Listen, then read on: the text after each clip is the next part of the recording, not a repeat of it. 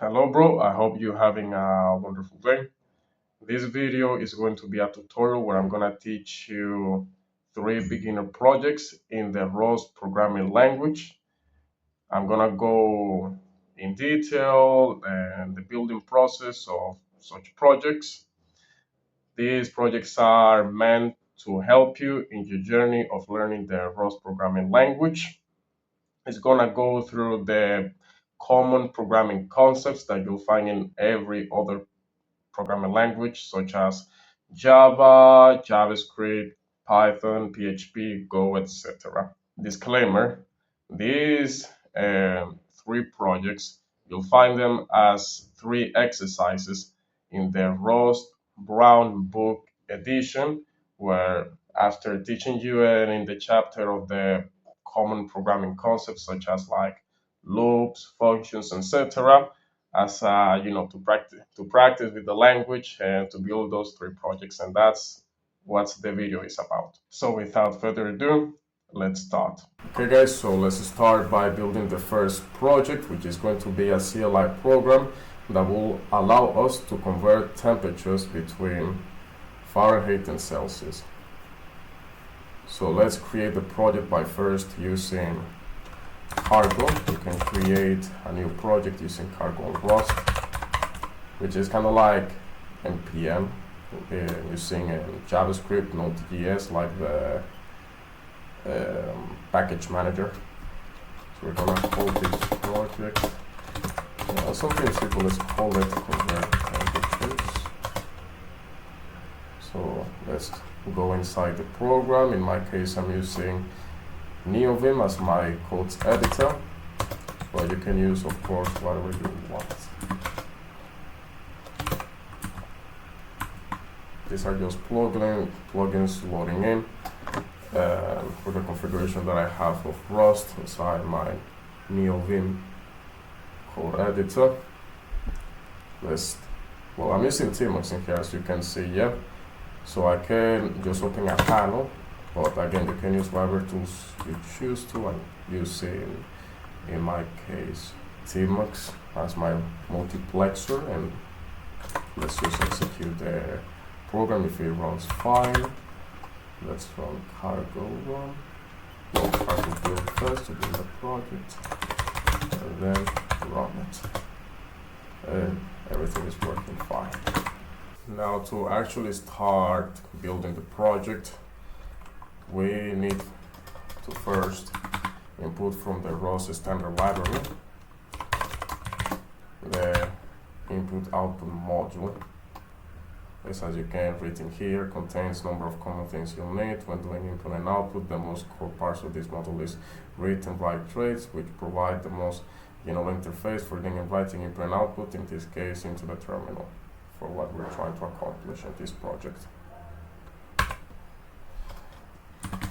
So let's remove this line that says hello world and instead write the welcoming of the system. Welcome to the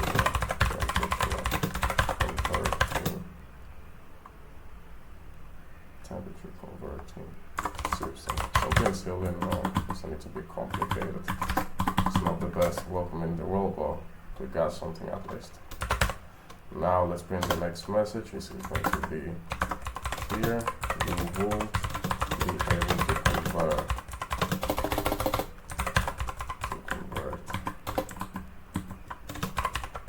temperatures between Fahrenheit and Celsius.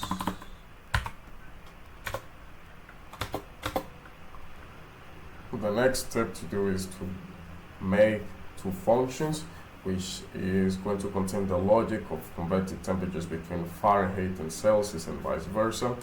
Let's start between converting between Celsius and to Fahrenheit.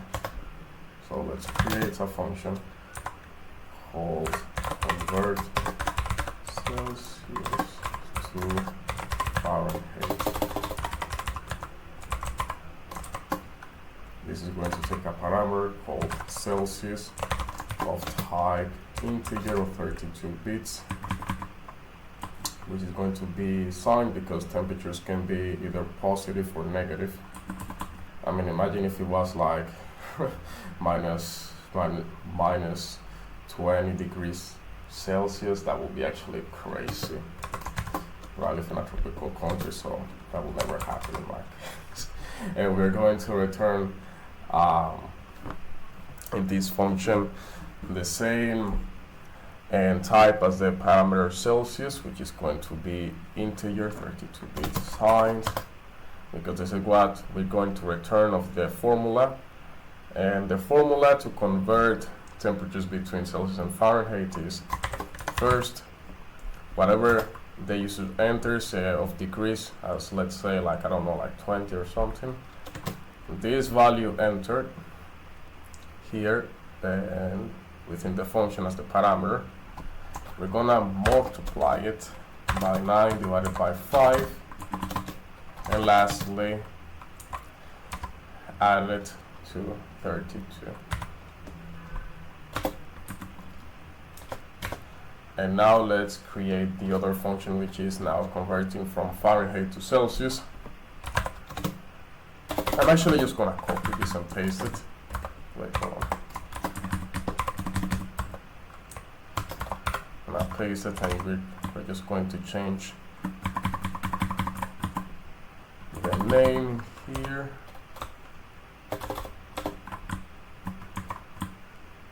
Fahrenheit to Celsius. And change the name of the parameter in here. Fahrenheit is gonna be the same type, and it's going to return the same type as well. And the formula is just basically vice versa. So first, of course, we're gonna take the value of whatever is entered within the function as a parameter, Fahrenheit. Oh, did I why? Fahrenheit.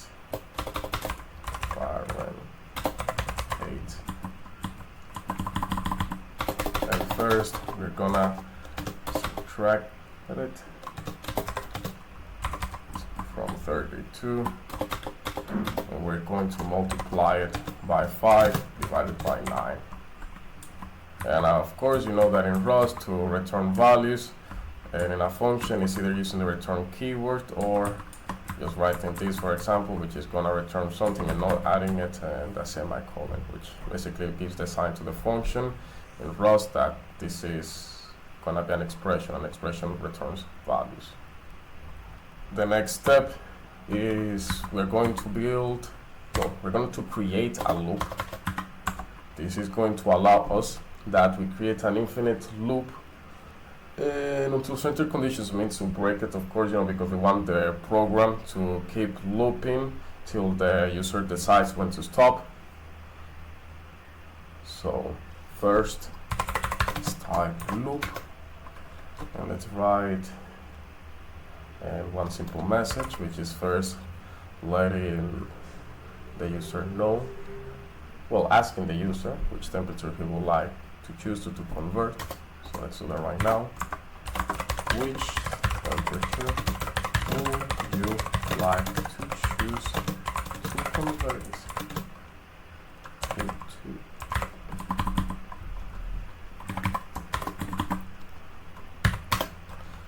We're gonna give him two options, either Celsius, C for Celsius, and F for Fahrenheit.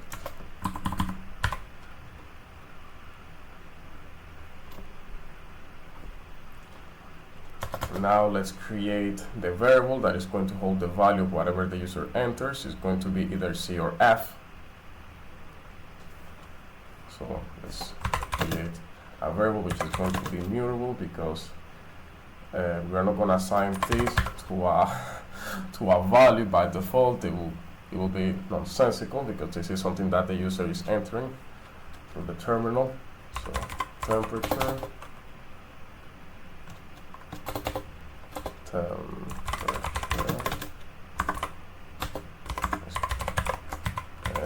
this is going to group of strings.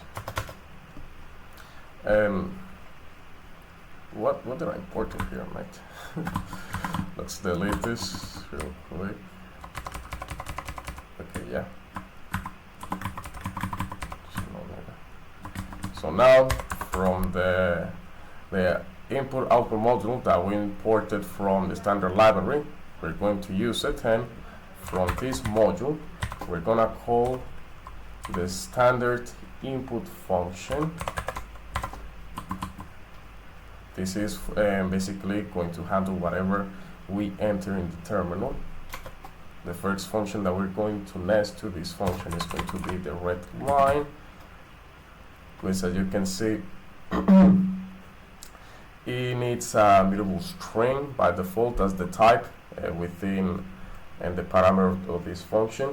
Reading line, you're just basically going to read whatever the user enters and through the variable that we created for the user, for the variable, sorry, to store such value. So yeah, here we're gonna put temperature, which is going to be a reference to the variable. We are not there. The parameter is not owning the value of the temperature variable, is rather referencing it to the value in here stored. That's why we're using this key, which is called the reference operator in Rust. And because the standard input function in Rust requires us to handle anything that can go wrong if the user enters something, I don't know what the user can enter, something that can basically cause an error. The standard input function requires us to handle it basically, yeah. So we're going to use the expect function, and we're just gonna put a simple message to say fail to read line in case the user did something similar. Cannot really imagine what the user can do yet. Let's say he enters, I don't like some random characters, whatever. Now something we're going to do is to shadow the variable the variable temperature. And basically shadowing means means that the second variable that we're going to create, the way that we shadow we do shadowing a variable in Rust is through just creating the same variable with the same name. And what will happen is that the compiler will see when you use the name of the variable, it will happen here first, and in effect the second variable overshadows the first, taking any uses of the variable name to itself until either it itself is shadowed or the scope ends, which it will end in here, of course. So the way that we shadow again in Rust is we can shadow a variable is by using the same variable's name, and repeating the use of the let keyword. So the way we're gonna do this is basically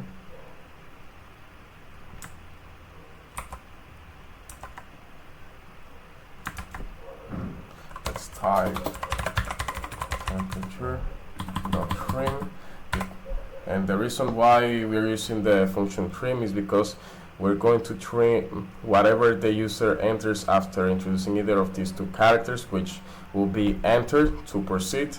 And the problem with this at the time of reading the line or whatever the user enters in the terminal is that when they press enter, this enter is going to be stored as a value, basically as a string character.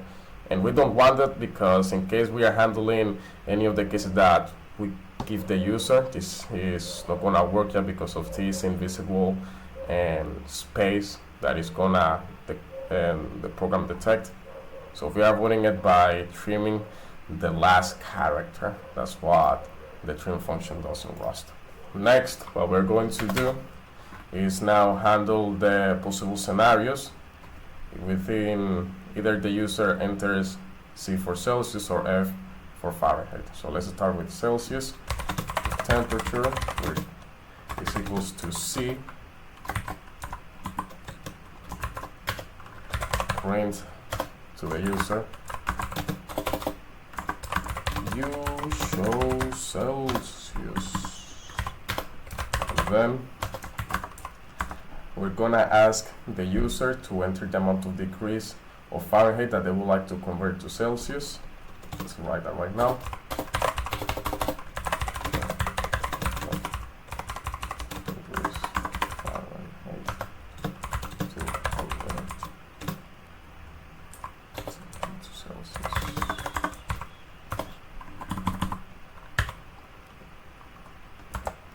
There we go.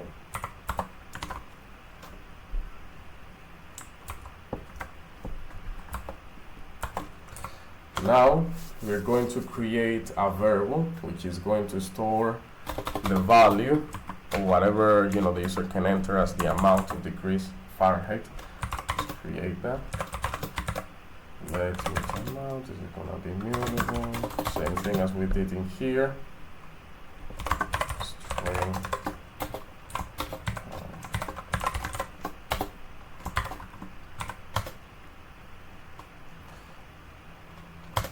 And I'm just gonna copy this, and I'm gonna paste it, and let's just change, instead of using the temperature variable, it's going to use the amount. And ignore these errors that I'm getting. This is just some configuration that I need to fix in my within NeoBeam. Now let's press enter. There we go. Okay. Now let's do basically what we did here at first. We're gonna shadow the variable amount,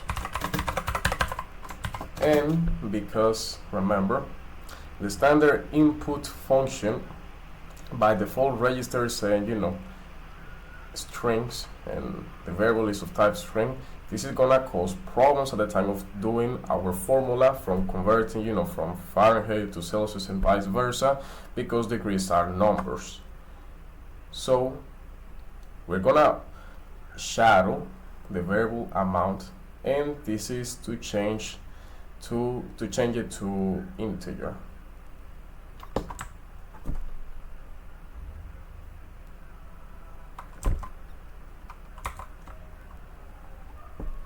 So first, to accomplish this, we need to define, or rather, Rust required from us to define the type of the variable of what we would like to parse it into. And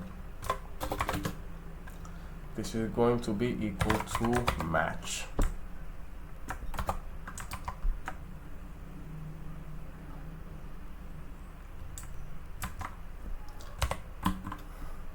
And the reason why we're using match right now instead of using, like, for example, the expect function, and it's basically because the match expression, instead from like crashing the project, the system, as expect does, rather it will actually handle the error properly. And according to the following of what we're typing, so match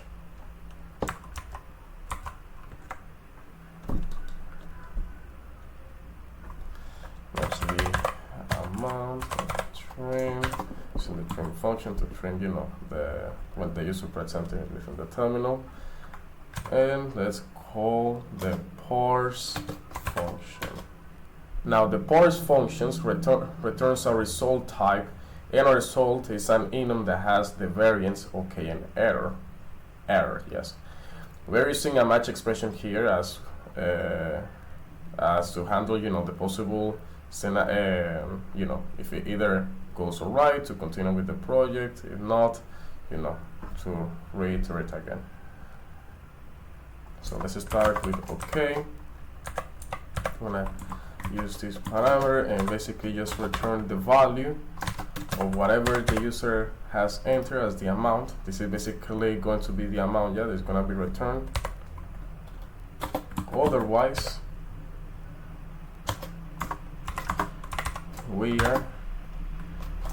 this is gonna hold nothing, and we are going to return and continue, which will basically reiterate the entire loop to try again within the if statement block.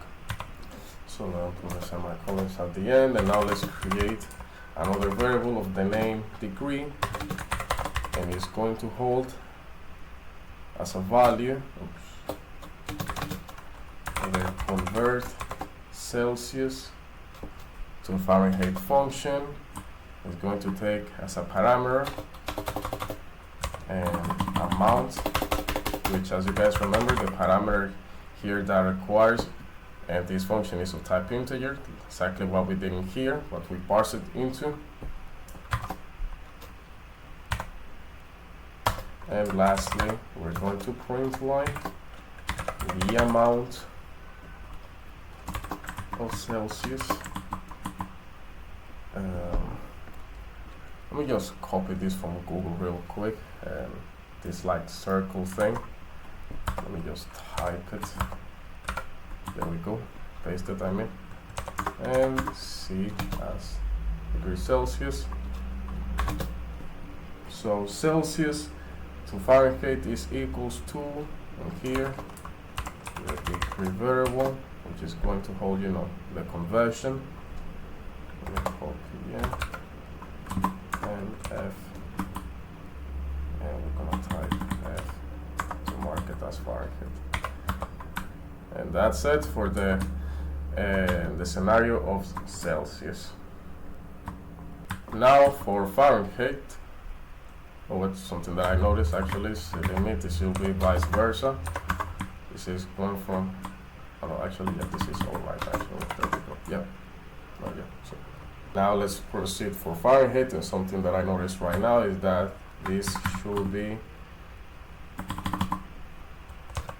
Celsius, 0 Fahrenheit, you know, so limit. What I was typing in here, Fahrenheit, there we go. Now for the case of Fahrenheit, else if temperature is equals to F, we're gonna come to the user, view shows Fahrenheit. Now please enter amount of degrees Fahrenheit to convert into Celsius. I'm gonna put this in here and here as well. Now I'm just gonna copy and paste because this is gonna be like kind of like the same logic.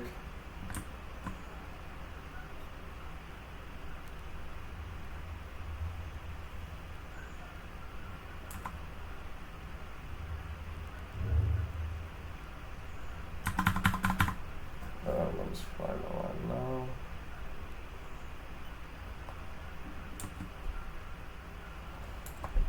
Let me copy this in here. Amount. There we go.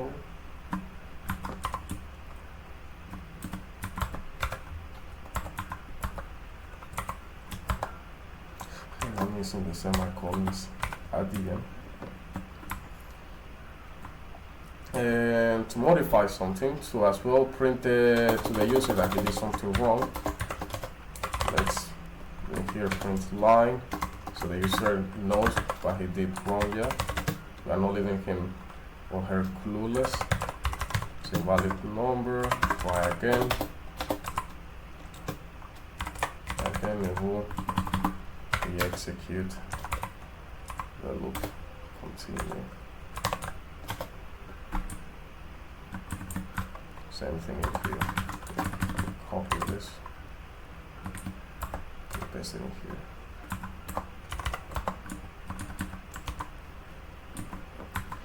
There we go. Now the last thing that we need to do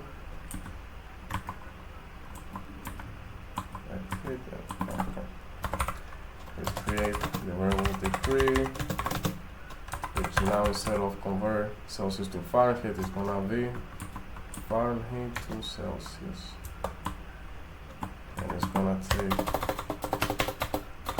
the amount of variable that we created as the parameter within this function, and print here. Let me just copy the same message from here.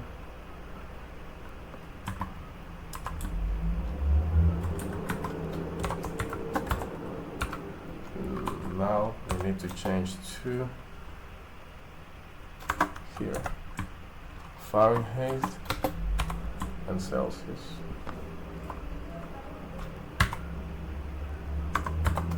And that is it for the case of Fahrenheit. Now the next one we need to handle is, in case the user has entered either C or F, we're gonna let him know, please, invalid option, please enter C or F. And we're gonna re-execute this. Now to test the final product, let's open the panel in here. In your case, use whatever terminal you want. Even within VS Code, there is a terminal that you can use to execute the project. Let's run cargo run, and let me see here. I need to enter this in the project. Let's see the convert temperatures. Now let's execute the project. There we go. Welcome to the temperature converting system. Here you will be able to convert temperatures between Fahrenheit and Celsius. Which temperature would you like to choose to convert into? Let's go with Celsius. You choose Celsius. Enter amount of degrees Celsius to convert into Fahrenheit. I don't know. Let me look right now on Google.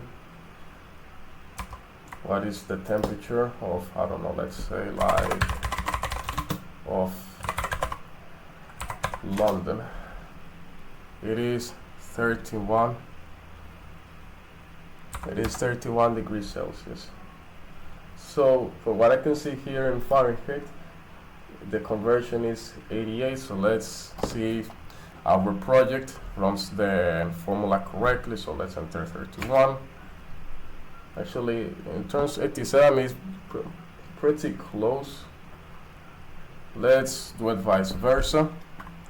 Which temperature you like to choose to convert to? Let's go with Fahrenheit. And let's go actually with 87. Let's see what we get. 30. Oh wait, hold on. Fahrenheit. Let's go with 88. We get 31. That's a bit weird. Hold on. So when I choose Celsius and I enter 31, I get 87. Probably because of the decimals at the end of the calculus, but this should be it for this project.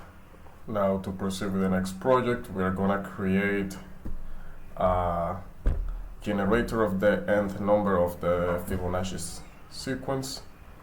So we just create this project right now. We're gonna name this project cargo new Fibonacci number. Now let's enter Fibonacci number. Alright. Just once again to test that everything runs alright. Fibonacci number. When I build it, now let's execute the main file, and everything is running all right. Now, something that I need to explain before starting the project is, what is the Fibonacci number about? A Fibonacci number is a series of numbers in which each number, okay, the Fibonacci number, is the sum of the two preceding numbers. With the image that I have in here, the Fibonacci sequence, You can see here the number 1, 1, 2, 3, 5, 8, 13, 21, etc. Now the formula works. First it starts with 1, as you can see here, 1, 1. So 1 plus 1 is equal to 2.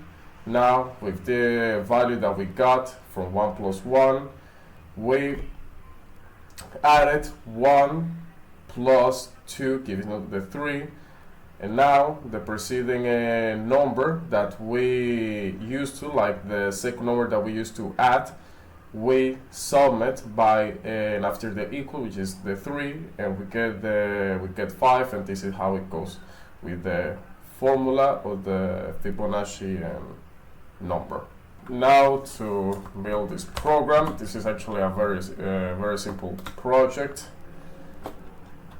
Let's start by creating the n variable. I'm just gonna keep it like this for now as the value, and we're gonna create a function which is gonna call it generate the number Fibonacci. I'm gonna take a parameter unsigned 32 because there are no negatives in the sequence of Fibonacci, and it's gonna be a 32-bit integer. We're gonna return the same data type of the parameter, 32. And now for the logic. Now, if the number is equals to 0, and we're gonna return 0, yeah, because there is no 0 in the Fibonacci sequence, so we're just gonna return 0 as the default. For now, in case it is equals to 1, first we're gonna need to create two mutable variables, which in the formula we use two numbers as an addition to keep with the sequence. So we're just gonna call this 1, and A is gonna be of equal value 0, and the second one is gonna be value 1. And we're gonna use a simple for loop.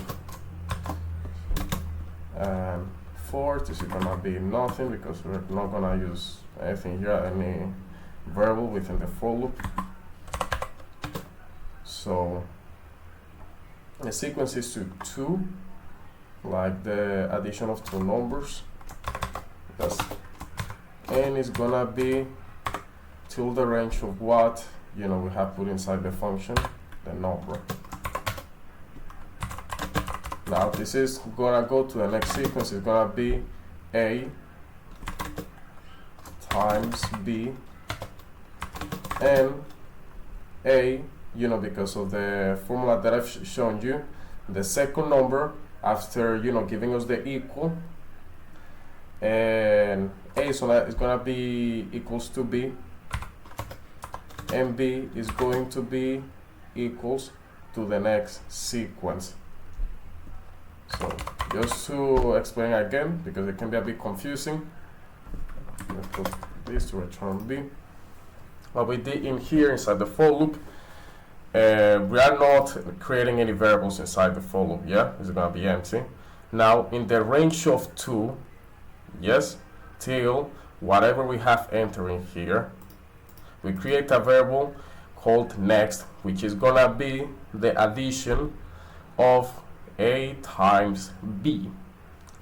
And after each iteration, A is going to contain the equals of B, and B is gonna contain the number of the next sequence. For example, let me bring the image in here.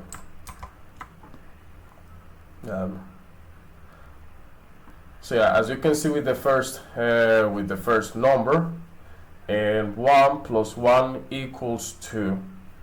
So A is going to be the equals of 1, then the second number that we use for the addition, and B is going to end up being the next number that we got after the equals in the first sequence. And we are just going to iterate again, and we're going to return B as well. Since B is going to indicate the next sequence of the for loop. Now just in here, what we need to do, let me add the value of, let's say, 7. Yes. And let's print line the number, the Fibonacci number, the sequence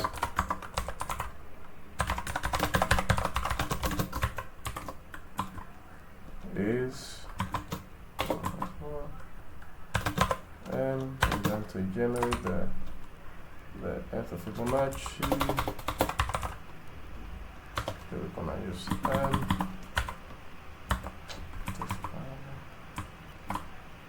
Let's put this in here.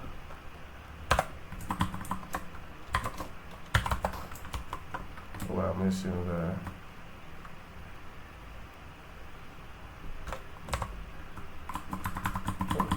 something here.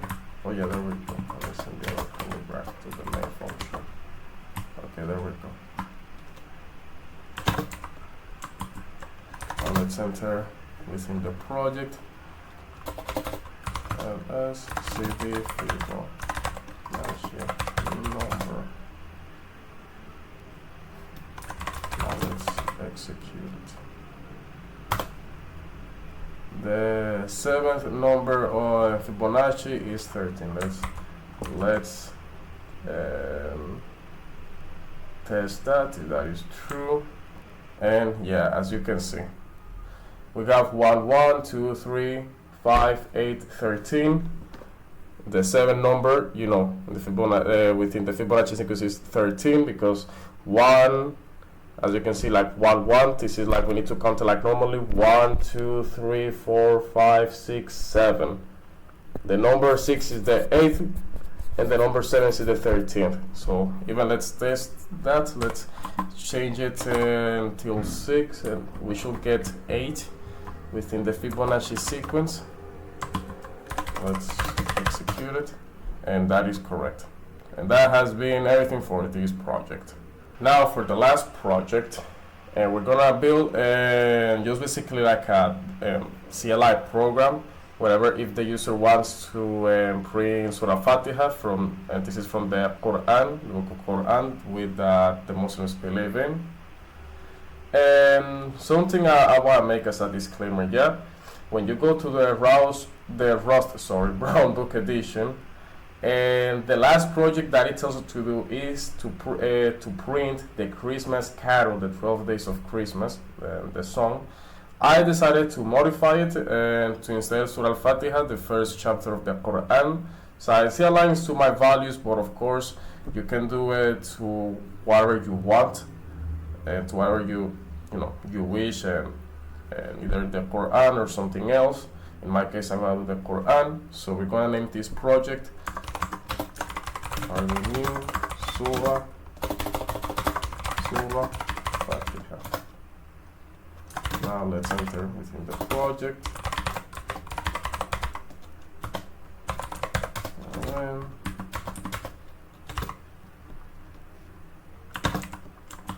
let's enter in here and let's test if the project runs online.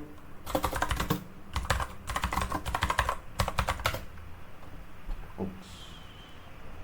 I think this is manage. There we go. Now let's build it. Now let's execute it. And yes, everything is running fine. Now let's start by actually building the project. First, what we're going to need is import the following libraries.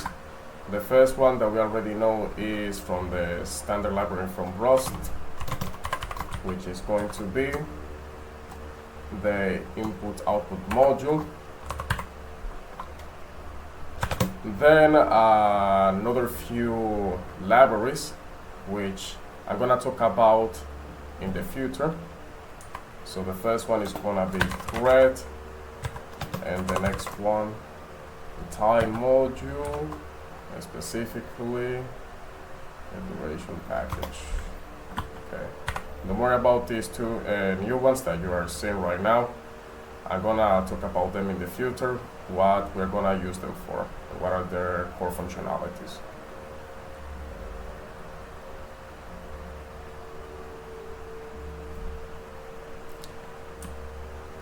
So inside the main function, let's start by printing welcome to Quran recitation. And the next print line, we're going to print to the user, would you like to listen to, let's go with the first chapter of the Quran, yeah, as I established before, yeah, Surah Fatiha. Surah Fatiha, there we go. So, yeah. So now, within a loop, which is gonna be the iteration of our program every time the user runs this CLI program. So we're gonna print yes or no through every iteration of the execution. And now for no, okay, let me just do this real quick. No.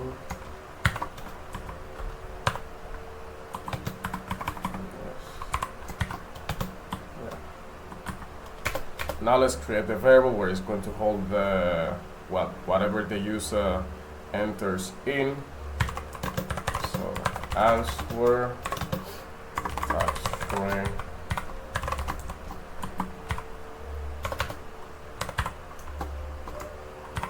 Now just handling this, whatever the user enters to the variable answer. The IO module, calling the standard input function. Read line to read the variable answer.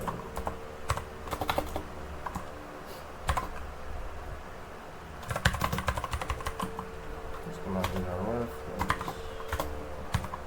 And lastly, if something goes wrong, we're gonna crash the program saying fail to read line. And let's not forget to shadow the variable answer, just to cut the last character, which is going to be the invisible space when the user press enter, into the keyboard. So answer.trim, there we go.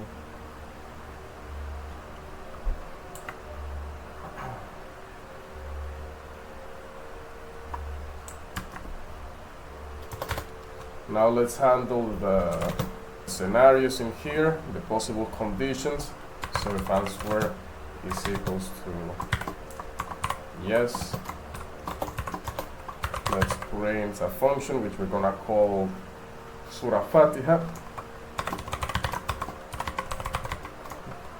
We're gonna create this function in a moment. Let's just put it there in here. Afterwards, print line.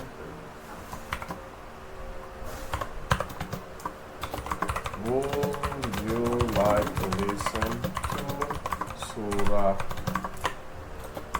Fatiha again? Else, in case the user enters no, let's break it. Break. Print line by.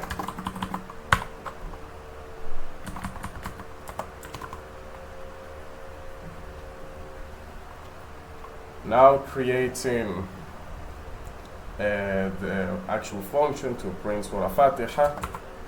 Let's start here, print Surah Fatiha. And inside the function, let's create a variable, which is gonna be an array.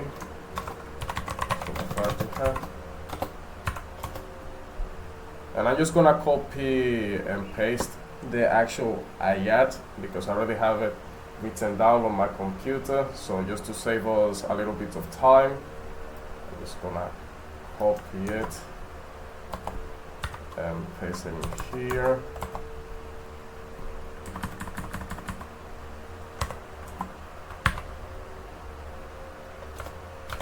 Now we're gonna loop over every index of the variable Surah Fatiha, which is gonna be every ayah.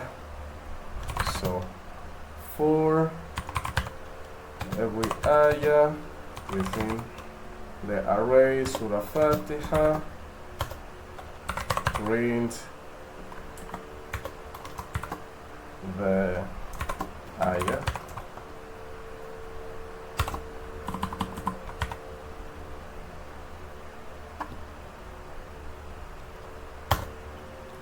And now we're gonna come to use the other libraries that we imported from the standard library in Rust, which is gonna help us just to make it a bit more like realistic, because with the actual logic that we have inside the for loop, when the user prints enter and the function print Surah Fatiha executes, it's gonna execute all of the ayat in one swing.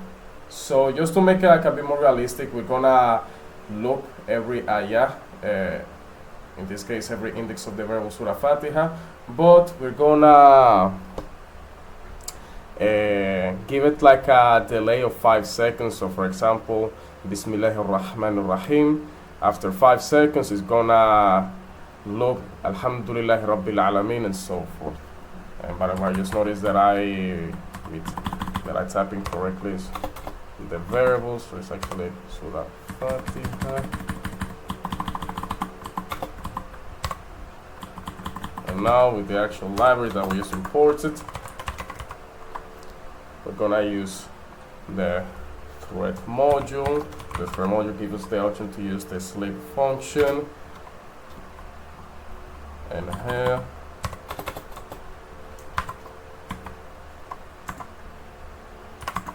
and duration module, which have a lot of functions. The ones that we're going to choose is the from seconds, so we're gonna give it as an parameter 5, which means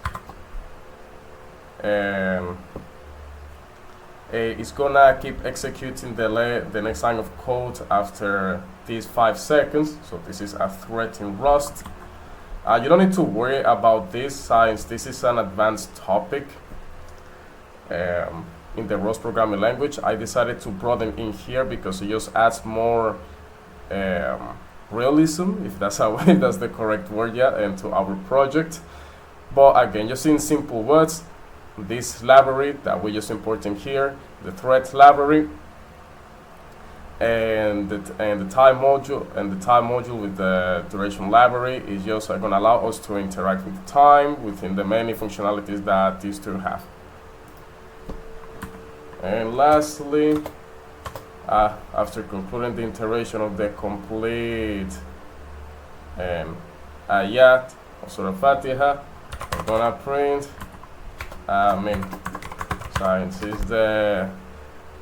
science is what is done, and in prayer in Islam, in every rak'ah or every unit of prayer, that after finishing reciting Surah Fatiha, we say Amen. And this has been all. Let's save now the codes, the program, and let me just open my panel to execute this program and test things out. So oops, in here. So now let's go with cargo run. Okay, welcome to Quran recitation. Would you like to listen to Surah Fatiha? Well, in this case, reading, but you get the idea. So let's go with yes. Bismillahir Rahmanir Rahim.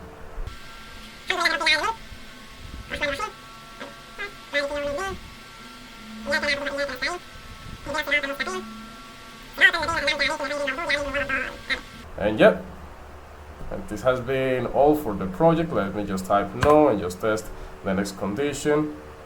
No, bye.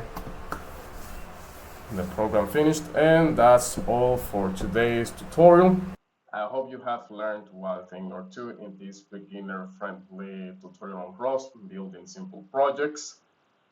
This video was for the purpose to get your hands dirty, using the Rust programming language. Me myself, I'm still learning this language. One resource that I really recommend if you want to go to the language on detail, and there are two books. The first one is the Rust programming language book that you can find on Google, or you can just buy it on Amazon. And the second one is actually a supplement to the first one. It's called the Rust Brown Book Edition. And by a supplement, I mean that it has like more things on it that you can find on the language, and it gives you interactive quizzes. So after learning a topic like ownership, it gives you a quiz of what you have learned about such chapter. Yeah. So don't forget to drop a like to this video if you actually enjoy it. Subscribe to my channel. I will really appreciate the support. And I wish you good luck learning this language and overall in your software development journey. Peace out. Take care.